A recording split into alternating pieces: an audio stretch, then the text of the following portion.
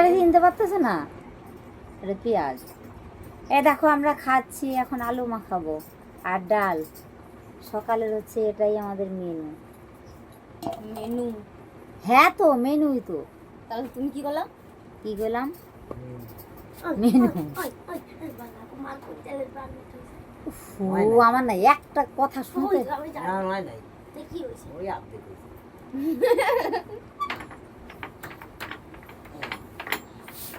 বাবা এবার যেই জমি 3 কাঠা জমিতে পাট নষ্ট হয়ে গেছে, সেই জমিতে কি লাগাবা? এখনো হয় নাই। নষ্ট হয়েছে 3 কাঠা জমিতে পাট। চুপ করিস, কথাবার্তা না মা। বা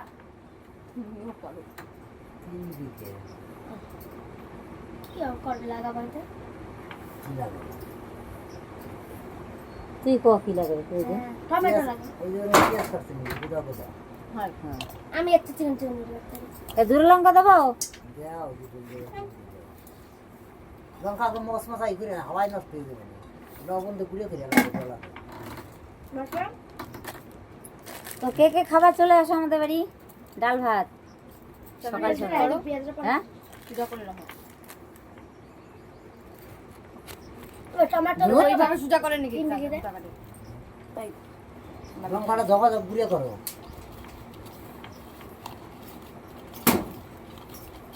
গুঁড়া তো হচ্ছে না। হবো না তো, কোথায় গেছে?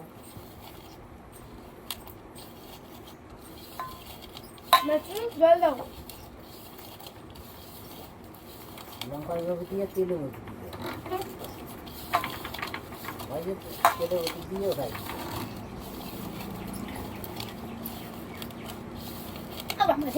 তোমাদের খাওয়া হয়ে গেছে? আমাদের খেতে খেতে 10টা বাজলো।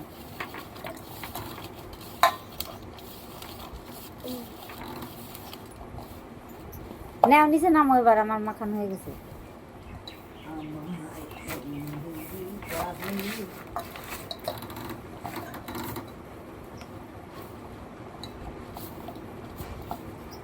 আমার সুন্দরী কালী। সেই কাসুন দুধে আলু মাখাতে হবে। হ্যাঁ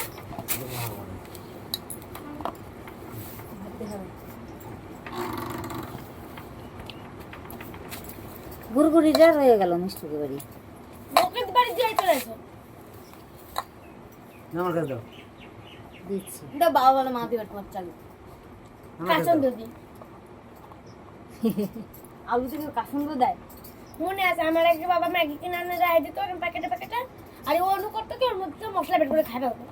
আর বাবা আমার কাসুন দিয়ে দিল ম্যাগি রান্না করে দিত, ভালো লাগতো। ব্যাঙের মতন লাগতো।